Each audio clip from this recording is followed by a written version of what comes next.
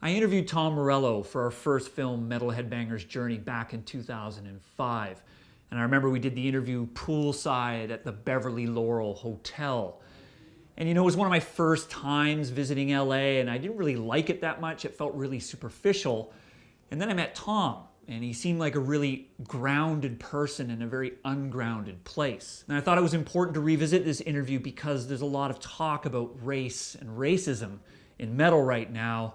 And Tom is a guy that reminds us that everything we do, what we wear, the music we listen to, is ultimately political. Yeah, that's great. Are we rolling? One thing we're exploring in this documentary is heavy metal's relation to race and racism. Yep. So I'm interested to get your thoughts about heavy metal Sure. and race. Sure.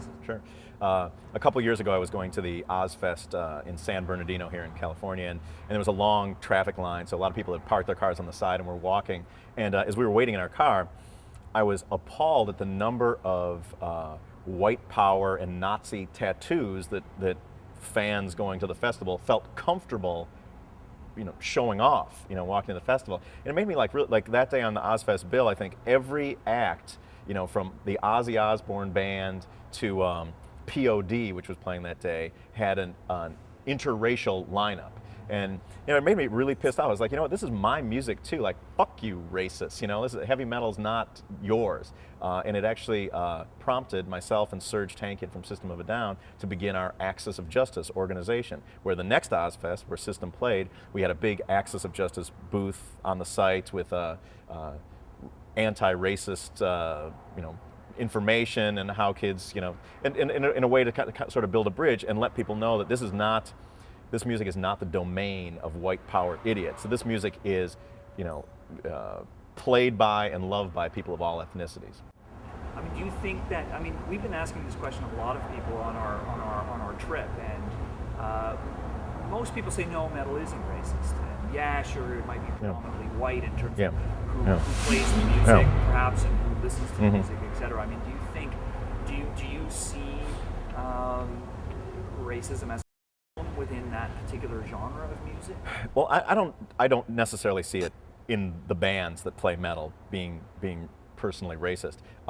It felt uncomfortable going to that Ozfest show that there was in that particular audience that day, that it was not confronted that there were all of these Klansmen in attendance to the show, and that's why we began Axis of Justice to begin sort of an informational outreach to let people know that they're welcome no matter what their ethnicity, no matter what the color of their skin. I think that it's not it's not surprising that non-white people play metal music. What's surprising is that some people think that it's surprising. You know what I'm saying? Like, I think that I know it may be kind of confusing, but I think that Living Colour is owed a great debt that they don't ever get the respect for the importance that they played in metal and hard rock music until Living Colour. And I'm a personal testament to this, because my whole life as a hard rock guitar player, I could not play one gig without the ghost of Jimi Hendrix looming over me.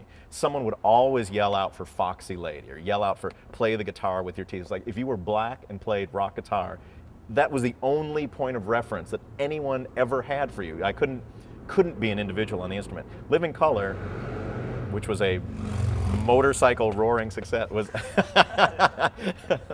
Living Colour was an all-black hard rock band that had great commercial success and was really rocking and very important.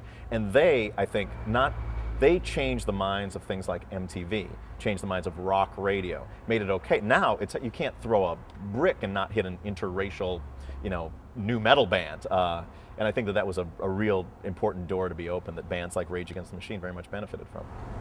Comment is very timely. We met with Corey Glover last night. Oh wow, yeah. It was great. Yeah. I want to ask you though. I mean, do you see heavy metal particularly as a potential place or site for the expression of racist views, as opposed to other forms of music? Yeah. I mean, do you have any thoughts about why, or do you think it's just a coincidence that you saw these guys? I don't think that heavy metal music is as a particular home for racist views. I think that it's a home for it's a working class music, you know, and it's a music that is loved by working class white kids. It's music that's loved by a lot of working class Chicano kids, less so in African American communities, though. Okay, you know, some, you know. We helped a little with Rage, I think, with that.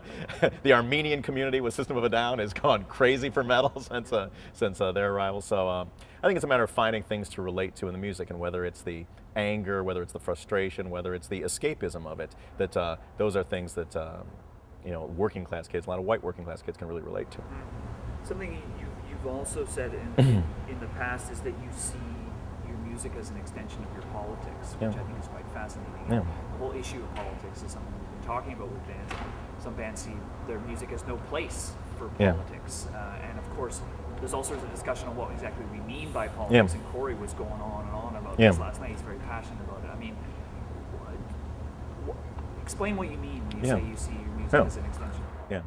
All music is political, like it or not. If your music is escapist, if your music is sexist, if your music is homophobic, if your music is about just, you know, chilling and kicking back, or if your music's against the Bush administration, all music is an integral part of our culture, and what we hear and what we play affects who we are, and that's political.